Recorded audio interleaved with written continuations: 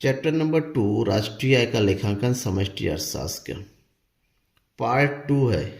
Part 1 मैंने पहले ही दे रखा है, नहीं देखा अपने डिस्क्रिप्शन में जाइए, लिंक दिया हुआ है। लंबा चैप्टर था, इसके मैंने 2 अलग अलग वीडियो बनाए, पार्ट 1 और पार्ट 2। पार्ट 2 में बताने जा रहा हूँ आपको मैं राष्ट्रीय आय का मापन किस तरीके से, कौन कौन सी विधियाँ हैं राष्ट्रीय आय मापन की। वीडियो को पूरा देखिएगा। चैनल को सब्सक्राइब नहीं किया है तो सब्सक्राइब जरूर कर लीजिएगा, लाइक कीजिएगा और अपने दोस्तों के बीच में शेयर कीजिए जो क्लास 12th बोर्ड एग्ज़ाम की तैयारी कर रहे हैं। बेस्ट चैनल है हिंदी मीडियम स्टूडेंट्स के लिए मेरा, और आपके हर डाउट को सॉल्व करने का वादा करता हूँ। कमेंट बॉक्स में अपने डाउट्स को कमेंट करके बताइएगा मुझे। चलिए शुरू करते हैं। राष्ट्रीय मापन की 3 प्रमुख विधियाँ हैं। उत्पाद विधि, जिसको हम मूल्य वृद्धि विधि के नाम से भी जानते हैं, आय विधि, इंग्लिश में बोलते हैं इनकम मेथड, एंड व्यय विधि, एक्सपेंडिचर मेथड। तीनों विधियों को अलग अलग पढ़ेंगे, जिसमें सबसे पहली विधि है हमारी उत्पाद या मूल्य वृद्धि विधि। इंग्लिश में बोलते हैं प्रोडक्ट और वैल्यू एडेड मेथड। ठीक है, क्या होता है इस विधि के बारे में थोड़ा सा हम वैसे ही थ्योरी समझें। एक ऐसी विधि होती है जिसमें एक लेखा वर्ष की में देश की घरेलू सीमा के अंदर प्रत्येक उत्पादक द्वारा उत्पादन किए गए वस्तु और सेवाओं का योगदान की गणना किया जाता है। यानी कि यहाँ पर इस विधि के अंतर्गत एक देश की घरेलू सीमा में जितने भी लोग रहते हैं उसके द्वारा जितनी वस्तुओं का सेवाओं का अंतिम होना चाहिए, अंतिम वस्तु और सेवा का उत्पादन किया जाता है, उस उत्पादन मूल्य का योग किया जाता है और उसके बाद राष्ट्रीय आय की गणना की जाती है। जहाँ पर उत्पादन मूल्य की गणना जो की जाती है कुछ इस प्रकार से है। उत्पादन मूल्य इक्वल टू विक्रेता का द्वारा जितना बेचा गया प्लस बेचने के बाद उसके बाद कुछ स्टॉक जो है रह जाता है। ठीक है ना, यानी कि opening stock minus closing stock. अब इसको यूँ समझते हैं कि स्टॉक में परिवर्तन, जो ओपनिंग स्टॉक है उसमें से हम क्लोजिंग स्टॉक को क्या कर देते हैं, माइनस करते हुए चलते हैं, तो हमें स्टॉक में परिवर्तन मिल जाता है। तो इन दोनों को जोड़ने से हमें मिलता है उत्पादन का मूल्य, और उत्पादन के मूल्य प्राप्त होने के बाद ही राष्ट्रीय आय की गणना की जाती है। तो राष्ट्रीय आय की गणना जो हम करेंगे इस विधि के द्वारा, उसके कुछ चरण होते हैं, स्टेप्स होते हैं, तो स्टेप टू स्टेप बताते हैं आपको। ठीक है ना, यानी कि राष्ट्रीय आय गणना के चरण। तो राष्ट्रीय गणना की जो सबसे पहला चरण है वो है उत्पादक क्षेत्रों की पहचान, यानी कि कौन कौन से प्रमुख उत्पादक के क्षेत्र है। तो ध्यान में ये रखना है आपको, किसी भी अर्थव्यवस्था में हम जाएं तो उत्पादन के 3 प्रमुख क्षेत्र होते हैं। प्राथमिक क्षेत्र, जिसको हम कृषि से संबंधित क्षेत्र भी कहते हैं, कृषि क्षेत्र, यानी कि इसमें आपका कृषि आता है, पशुपालन आता है, बागवानी आता है, मशरूम की खेती करना आता है, मधुमक्खी पालन आता है। ये सभी चीज़ें जो डायरेक्ट किससे जुड़ा हुआ है, प्रकृति से जुड़ा होता है। प्रकृति से संबंधित, प्रकृति या खनन उद्योग से संबंधित जो उद्योग है, जो क्षेत्र है, वो प्राथमिक क्षेत्र के अंतर्गत आता है। द्वितीय क्षेत्र के अंतर्गत वो आता है जो आपका उत्पादन बोलते हैं, जिसको एक बोलते हैं उत्पादन क्षेत्र है, यानी कि कारखाने के अंदर जो उत्पादन होता है वो द्वितीय क्षेत्र के अंदर। और तीसरा है तृतीय क्षेत्र, जिसको हम सेवा क्षेत्र के नाम से भी जानते हैं। प्राथमिक क्षेत्र और द्वितीय क्षेत्र को सहायता प्रदान करने वाला क्षेत्र तृतीय क्षेत्र होता है। जैसे चिकित्सा हो गया, परिवहन हो गया, संचार हो गया, बैंकिंग सेवाएं हो गई, ठीक है ना, बीमा सेवाएं हो गई, ये सब आपके तृतीय क्षेत्र के अंतर्गत आती हैं। तो पहले चरण में हमने उत्पादन के क्षेत्रों की पहचान कर ली। जैसे ही उत्पादन के क्षेत्र हमें पता चल गए, उसके बाद जो स्टेप होता है, यानी कि चरण 2 में हम शुद्ध उत्पादन मूल्य की गणना करते हैं। और यहाँ पर शुद्ध उत्पादन मूल्य की गणना करने का एक फार्मूला यूज़ किया जाता है कि शुद्ध उत्पादन मूल्य, जिसको हम NDP-FC के नाम से भी जानते हैं। ठीक है ना, शॉर्टकट में इसको क्या बोलेंगे, NDP-FC, यानी कि इसको कहीं कहीं हम क्या कहेंगे, घरेलू आय भी कहते हैं, घरेलू आय। ठीक है ना, जो फार्मूला यूज होता है वो है उत्पादन मूल्य, जो इससे पहले मैंने बताया था, बिक्री प्लस स्टॉक में परिवर्तन, उत्पादन मूल्य में से मध्यवर्ती वस्तु का मूल्य और शुद्ध अप्रत्यक्ष कर को घटा दिया जाता है, तो हमें प्राप्त होता है शुद्ध उत्पादन मूल्य, यानी कि NDP-FC। यह भी दूसरा फार्मूला है। अगर आपके पास बिक्री का मूल्य नहीं दे रखा है तो हम क्या कर देते हैं, क्षेत्र के हिसाब से प्राथमिक क्षेत्र, द्वितीयक क्षेत्र और तृतीयक क्षेत्र ने कितना उत्पादन किया, तीनों क्षेत्रों का उत्पादन का योग, और उसमें से तीनों क्षेत्रों के में उपयोग हो गए मध्यवर्ती वस्तुओं का मूल्य घटा देते हैं। तीनों क्षेत्रों का उत्पादन मूल्य माइनस तीनों क्षेत्रों का मध्यवर्ती मूल्य, दोनों का जो अंतर होता है वही होता है एनडीपीएफसी। और एनडीपीएफसी आने के बाद जो तीसरा चरण है, चरण नंबर 3, जब हम राष्ट्रीय आय की गणना करते हैं, और यहाँ पर राष्ट्रीय आय की गणना करने का सिंपल सा एक मेथड है जो घरेलू आय हमने कैलकुलेट कर लिया है, यानी कि शुद्ध उत्पादन मूल्य। शुद्ध उत्पादन मूल्य में हम केवल विदेशों से शुद्ध साधन आय को जोड़ देते हैं तो हमें राष्ट्रीय आय की प्राप्ति होती है। और राष्ट्रीय आय को शॉर्टकट में क्या बोला जाता है, एनएनपीएफसी। ठीक है ना, बाजार वो साधन लागत पर शुद्ध राष्ट्रीय उत्पाद बोलते हैं हम लॉन्ग टर्म में। ये तो हो गई संपूर्ण फार्मूला एक्सप्लेनेशन। अब फार्मूले के बाद जो सबसे मेन आपको ध्यान में रखना है कि सावधानियां कि उत्पादन विधि और या फिर मूल्य वृद्धि विधि की अगर प्रयोग करने जाए तो कौन कौन सी प्रमुख सावधानियां बरतनी चाहिए। सावधानियां मेन क्या होता है कि क्या जोड़ना चाहिए और क्या नहीं जोड़ना चाहिए। तो उत्पादन विधि के अंतर्गत ध्यान में रखना है कि क्या हम शामिल करें, इस विधि में हम क्या क्या जोड़ सकते हैं।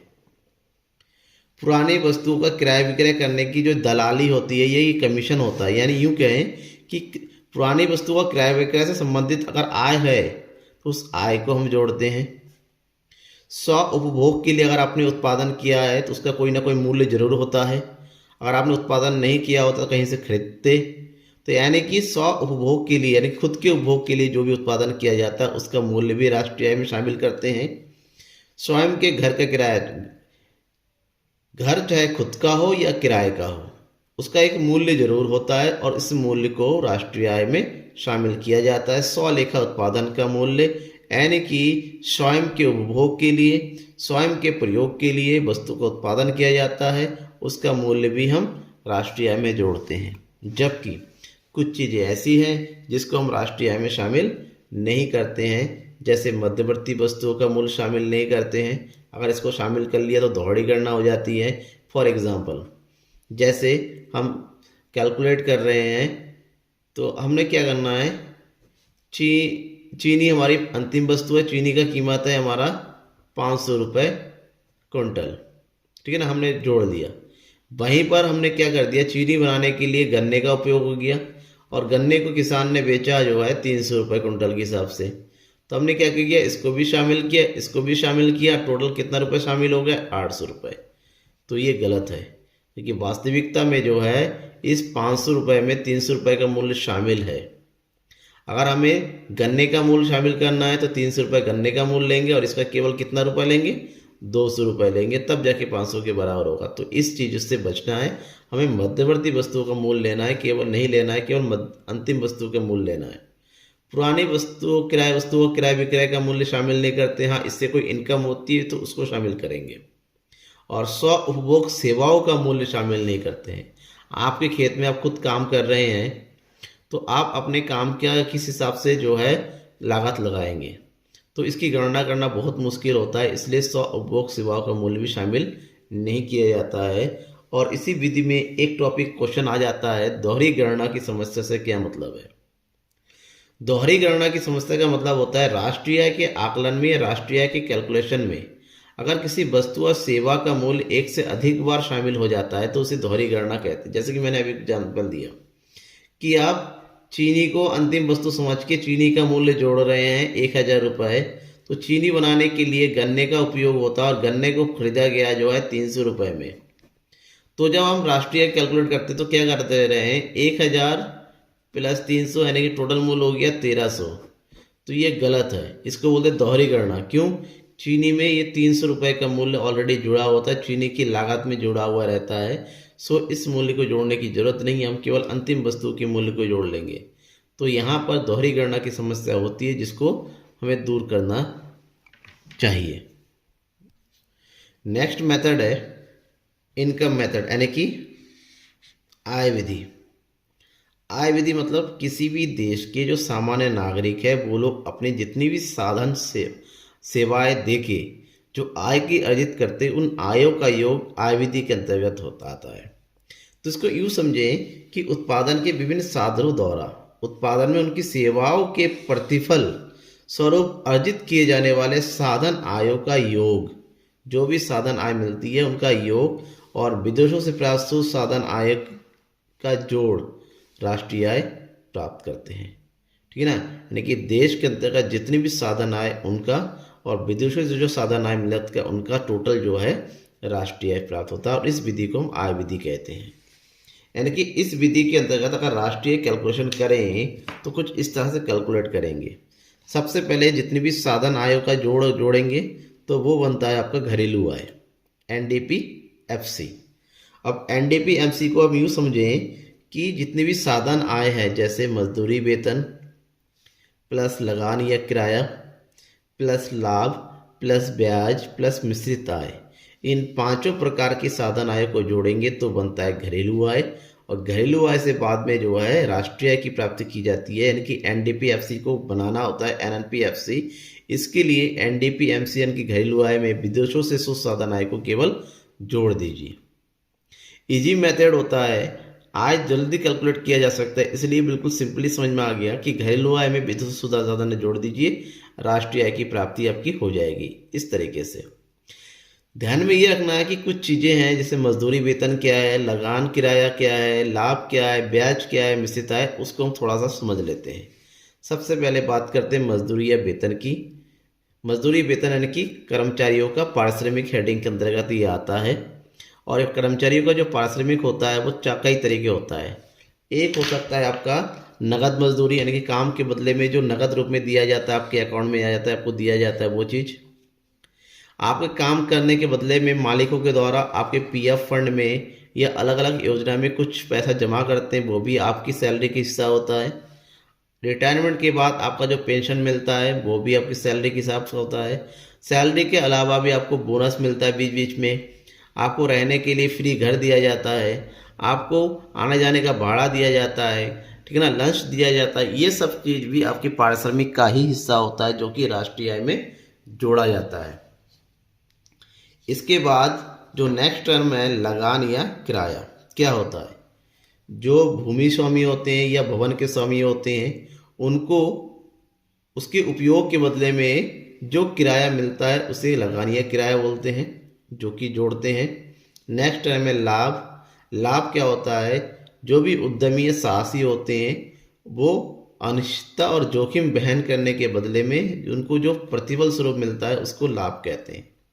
लाभ के 3 भाग होते हैं, लाभांश, अवितरित लाभ और निगम लाभ कर। इन तीनों का टोटल लाभ होता है। ध्यान में ये रखना है, किसी एक क्वेश्चन में अगर लाभांश दे रखा है और लाभ भी दे रखा है तो लाभांश का मूल्य शामिल नहीं करेंगे, क्योंकि लाभांश ऑलरेडी लाभ का ही हिस्सा होता है। लाभांश के बाद नेक्स्ट टर्म है ब्याज। उधार दी गई पूंजी पर जो ब्याज प्राप्त होता है, अगर आपने किसी को ब्याज पैसा उधार में दिया है तो बदले में आपको ब्याज की प्राप्ति होती है। ये इनकम है, और इनकम ये राष्ट्रीय आय में शामिल होता है। नेक्स्ट टर्म है मिश्रित आय। किसे बोलते हैं मिश्रित आय, जो स्वनियोजित लोग होते हैं, यानी कि उसको बोलते हैं सेल्फ एम्प्लॉयड पर्सन, जो अपना काम खुद करते हैं, दूसरे के अधीन नहीं होते, छोटा मोटा काम करते हैं, जैसे एकल उद्यमी या छोटे व्यवसायी। उनके जो आय होता है, जो उनका जो इनकम होता है, उन सब का योग एक जगह करके किया जाता है, तो उनका जो टोटल होता है इस टोटल को ही मिश्रित आय कहते हैं। इसके बाद एक वर्ड अक्सर सुनने में मिलता है आय विधि के अंतर्गत, वो क्या है, प्रचलन अधिशेष। प्रचलन अधिशेष, प्रचलन अधिशेष क्या होता है, किसी भी बिजनेस को चलाते हुए उसकी जो संपत्ति होती है या उसकी जो उद्यमशीलता होती है, इन दोनों के द्वारा जो भी आय की प्राप्ति होती है, यानी कि संपत्ति और उद्यमशीलता का प्रयोग करते हुए जो आय की प्राप्ति होती है उसे प्रचलन अधिशेष कहते हैं। और इसके अंतर्गत 3 चीज़ें शामिल करते हैं। एक है लाभ, जो कि उद्यमी के बदले प्राप्त होता है, एक है ब्याज जो पूंजी के बदले में प्राप्त होता है, और एक है किराया जो भूमि के बदले में प्राप्त होता है। भूमि, ब्याज, लाभ, इस सब पर जो है उद्यमी का अधिकार होता है, इसलिए इसको बोलते हैं प्रचलन अधिशेष। अब हम बात करते हैं कि आय विधि से जुड़े से रिलेटेड कुछ सावधानियां हमें ध्यान में रखनी होती है। एक तो जवाब है हाँ।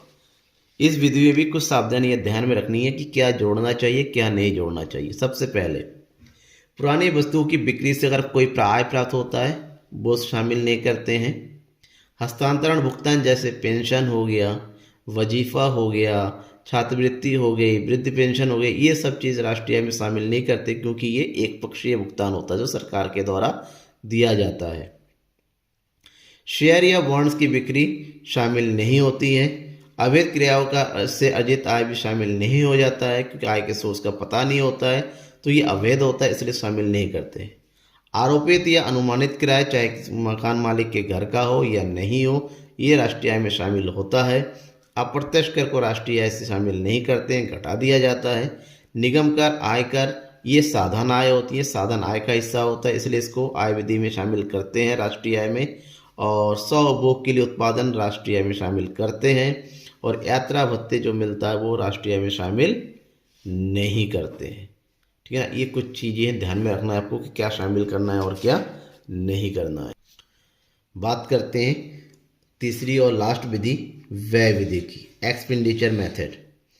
देश के नागरिकों द्वारा जो अंतिम वस्तुओं पर जो भी व्यय किया जाता है उन अंतिम व्ययों का जो टोटल होता है वो आय व्यय विधि के अंतर्गत राष्ट्रीय आय की कैलकुलेशन में शामिल करते हैं। यानी कि एक लेखा वर्ष में बाजार कीमत पर सकल घरेलू उत्पादन पर किए गए अंतिम व्ययों का योग राष्ट्रीय आय की गणना की जाती है। और राष्ट्रीय आय की गणना इस विधि के अंतर्गत करने के लिए कुछ चरणों का उपयोग किया जाता है, स्टेप का इस्तेमाल किया जाता है, जिसमें सबसे पहला चरण है अंतिम व्यय करने वाले आर्थिक क्षेत्रों की पहचान की कौन कौन से क्षेत्र है जो अंतिम व्यय करती है, यानी कि जो एक्सपेंडिचर करती है। तो ये अंतिम व्यय करने वाले 4 प्रमुख क्षेत्र होते हैं किसी भी अर्थव्यवस्था में। परिवार क्षेत्र, आप और हम, उत्पादन क्षेत्र, उत्पादन करने वाले, सरकारी क्षेत्र, इनकी सरकार, शेष इन तीनों के अलावा तीसरे लोग। ठीक है ना। पहला चरण कंप्लीट होने के बाद जब पता चल जाता है उत्पादन अंतिम व्यय करने वाले कौन कौन है, तो अंतिम व्यय का वर्गीकरण किया जाता है कितने अंतिम व्यय होते हैं। कुल मिला के 5 प्रकार के व्यय होते हैं। सबसे पहला निजी अंतिम उपभोग व्यय, शॉर्टकट में सी लिखा जाता है।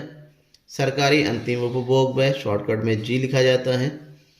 एक सकल स्थायी पूंजी निर्माण, शॉर्टकट में आई लिखा जाता है क्योंकि सकल स्थायी पूंजी निर्माण को हम जो है सकल निवेश भी कह सकते हैं। निवेश मीन्स इन्वेस्टमेंट, सो इसमें आई लिखा गया है। स्टॉक में परिवर्तन, ठीक है ना, शॉर्टकट में एस। और स्टॉक में परिवर्तन मैंने पहले ही बता रखा क्या होता है। स्टॉक में परिवर्तन का मतलब होता है जो है आपकी ओपनिंग स्टॉक यानी कि प्रारंभिक स्टॉक माइनस अंतिम स्टॉक, इन दोनों का जो अंतर होता है वो यहाँ पर स्टॉक परिवर्तन आता है। शुद्ध निर्यात, और शुद्ध निर्यात का मतलब होता है आपका निर्यात माइनस आयात, और शॉर्टकट में इसको समझाते हैं हम एक्सएम से।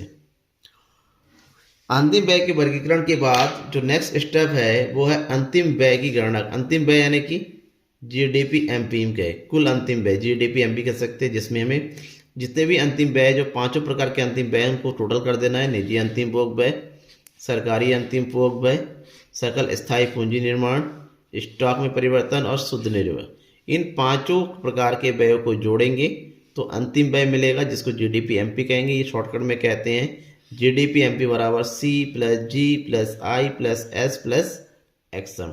इस शॉर्टकट फार्मूले का यूज़ किया जाता है। जीडीपी एमपी मिल गया, और जीडीपी एमपी के बाद हमारा लास्ट स्टेप बचता है राष्ट्रीय आय की गणना करना।